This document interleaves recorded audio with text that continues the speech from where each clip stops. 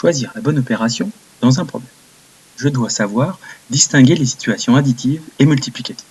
Je dois aussi savoir définir quelle opération me permettra de répondre.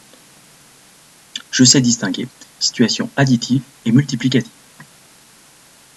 Commençons par les situations additives, que nous résoudrons soit avec des additions, soit avec des soustractions. Je vais trouver trois situations. Des situations où des éléments sont composés, d'autres où ils sont transformés, et enfin d'autres où l'on effectue des comparaisons. Prenons des exemples. Les compositions. À midi, j'ai bu 2 verres d'eau et 1 verre de soda.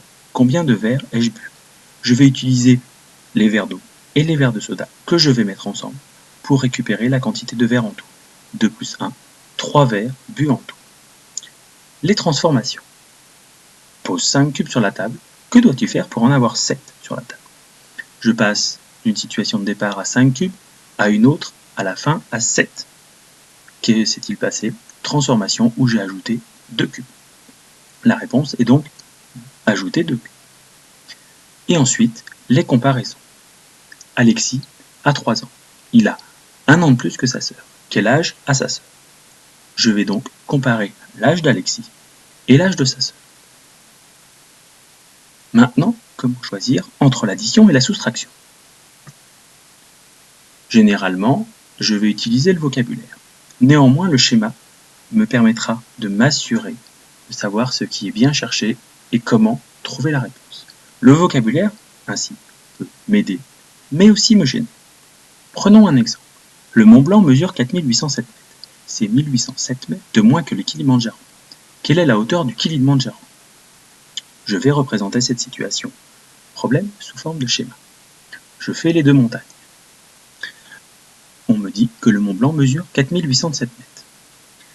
C'est 1807 mètres de moins que le Kilimandjaro, ce qui fait que le Kilimandjaro est donc plus grand de 1807 mètres. Je vais donc, pour trouver la hauteur du Kilimandjaro, ajouter 4807 et 1807, alors que dans le texte, je vois apparaître moins. Ensuite, situation multiplicative, que je résoudrai par des multiplications ou des divisions.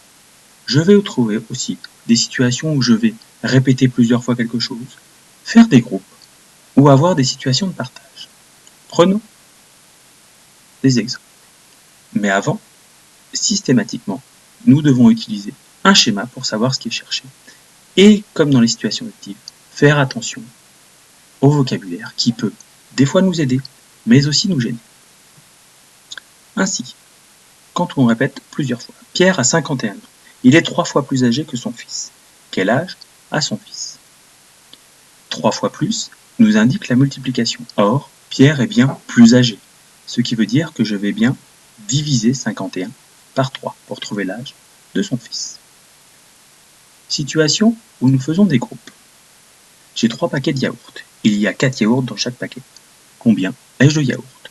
Je vais prendre un paquet, 4 yaourts, et je vais répéter plusieurs fois pour avoir 3 paquets, soit 3 fois 4 égale 12. Situation de partage. J'ai payé 27 € pour 3 bouteilles de sirop. Quel est le prix d'une bouteille? Dans cette situation, je dois partager les 27 € et considérer ce qu'il en est pour chaque bouteille. Je vais donc prendre 27 que je divise en 3 et trouver 9.